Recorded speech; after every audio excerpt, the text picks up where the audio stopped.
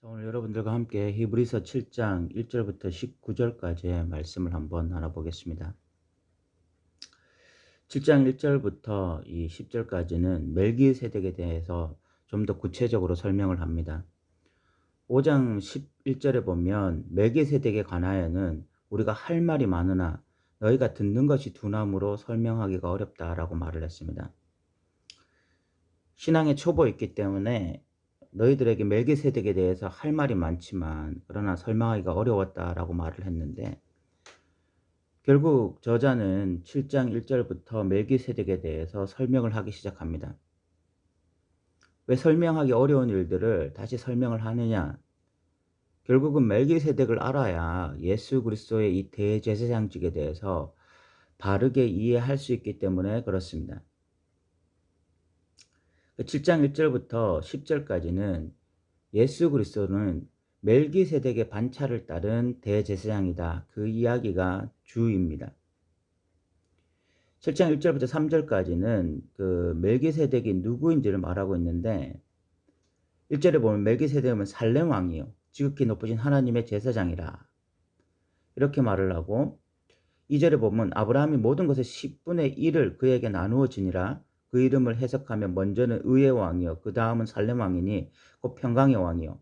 3절에 보면 아버지도 없고 어머니도 없고 족보도 없고 시작한 날도 없고 생명의 끝도 없어 하나님의 아들과 닮아서 항상 제사장으로 있느니라. 멜기세덱의 어떤 영원성이 강조되고 있습니다. 아버지도 없고 어머니도 없다, 이런 이야기를 하니까 도대체 이 사람이 누구냐, 우리가 이렇게 좀 생각할 수가 있는데, 중요한 것은 여기서 멜기세덱을 강조하려고 하는 것이 아니라 하나님의 아들과 닮아 있다, 이 멜기세덱이. 결국은 예수 그리스도를 드러내려고 하는 것입니다. 멜기세덱이 원형이 아니라 예수가 원형입니다. 예수가 원형으로서 하나님도 없고 아버지도 없는 그런 분이죠.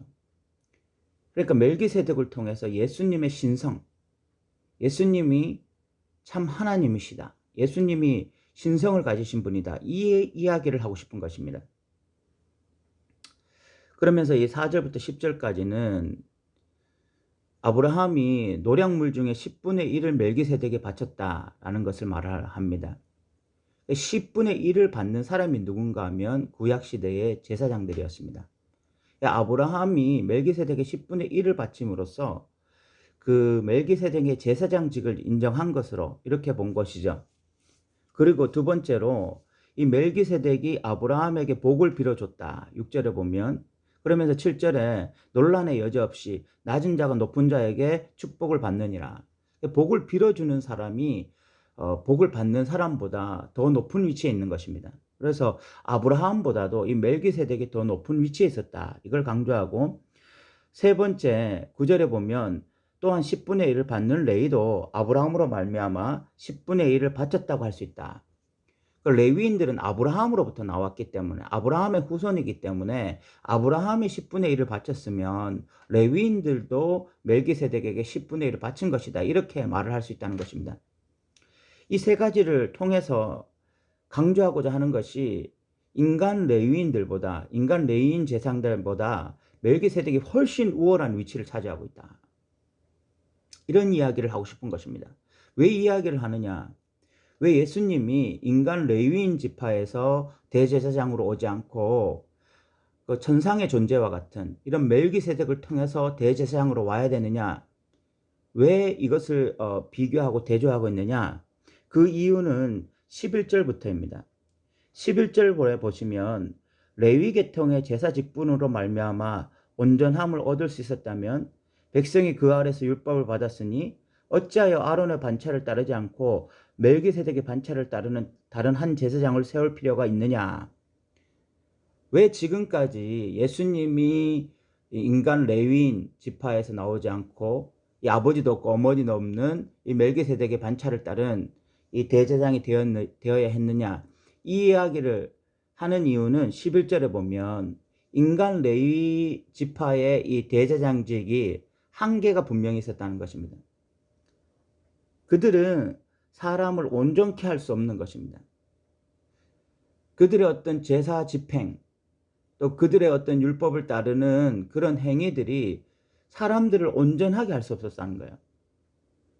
그래서 두 가지를 반드시 말할 수밖에 없습니다. 제사 직분은 율법을 통해서 나온 것이기 때문에 율법과 이 레위인 제사장들의 제사 집행은 분명한 한계를 가지고 있었다.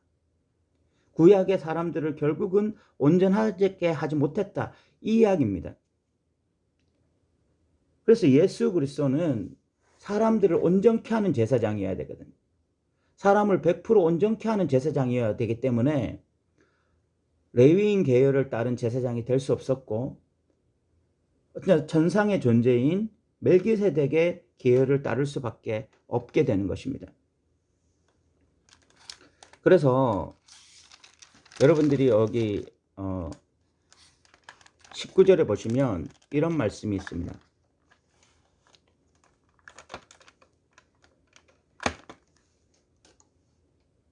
19절에 보면 율법은 아무것도 온전하게 하지 못할지라 이에 더 좋은 소망이 생기니 이것으로 우리가 하나님께 가까이 가느니라. 율법은 아무것도 온전하게 하지 못했습니다. 율법과 인간 대제사장직이 한 일은 결국은 사람들을 온전케 하지는 못했어요. 그들 어떤 일시적인 제들은 사하는 그런 기능은 분명히 했지만 그럼에도 불구하고 사람을 온전케 하지 못했지만 그러나 유다 지파에 속했고 멜기세덱의 반차를 따른 대제사장인 예수님은 사람을 온전케 한다는 것입니다. 그래서 우리에게 주어진 것이 뭐냐면 더 좋은 소망이 예수 그리스도로 생겼고 그래서 우리가 하나님 앞에 더 가까이 나아갈 수 있다 이야기를 하고 있는 것입니다. 결국 7장 1절부터 19절까지 강조하는 것이 왜 예수님이 멜기세덱의 반차를 따른 대제사장이 되어야 했는가? 왜 아론 계열이 아니었는가? 그 이유는 인간 대제사장이 한계가 많았기 때문에 율법이 한계가 많았기 때문에 결국은 사람을 온전케 할 수 없었기 때문에 그래서 이 천상의 존재인 멜기세덱을 통해서 예수님이 오셔야 했고 그 예수 그리스도가 사람들을 온전케 해서 사람들에게 새로운 소망이 생기고 하나님께 나아갈 수 있게 되었다. 이야기를 하고 있는 것입니다. 사랑하는 성도 여러분, 우리는 지금 구약시대에 살고 있지 않습니다.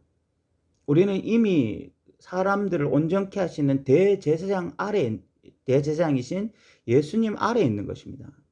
그래서 우리가 누려야 될 것은 하나님께 가까이 가게 되는 것입니다. 더 좋은 소망을 품고 살아가게 되는 것입니다. 이것이 히브리서 저자가 예수 그리스도를 통해서 우리에게 주어진 혜택이라고 끊임없이 말을 하고 있습니다. 우리는 이제 은혜의 보좌 앞에 담대히 나아갈 수가 있습니다. 우리는 이제 누구를 통하지 않고서 또 지성소 안으로 들어갈 수 있는 자들이 되었습니다. 이것이 지금 예수 그리스도를 믿고 있는 자들의 진정한 혜택인 것입니다. 그러나 많은 교회 다니는 교인들이 이 사실을 알지 못합니다. 그래서 그들은 그냥 믿었다는 것 하나로 그래서 뭐 구원을 얻었다. 그런 단순한 도식을 가지고서 하나님의 지성소에 들어가지 못하고 하나님과의 친밀한 교제를 누리지 못하고 은혜의 보좌 앞에 담대히 나아가지 못하고 여전히 마치 아론 계열의 제사장에 속한 자들처럼 지금도 온전해지는 것에 관심이 없고 지금도 이 땅에서 죄와 싸워 이기며 하나님의 거룩한 백성으로 사는 것에 관심이 별로 없는 것 같습니다. 너무나 안타까운 일입니다. 예수 그리스도가 분명히 우리에게 주신 그 놀라운 혜택들을 누리며 이 땅에서 살아야 할 하나님의 백성들이 여전히 마치 구약시대인 것처럼 아론 대제사장의 계열 속에 여전히 거하고 있는 것처럼 그런 신앙생활을 하고 있는 것 같아서 너무나 안타깝다는 것입니다. 우리가 7장 1절부터 19절까지를 분명히 이해하므로 우리는 더 좋은 소망이 생기게 되고 그래서 우리가 하나님께 가까이 나아가는 그런 믿음의 사람들 되시기를 바랍니다. 들어주셔서 감사합니다.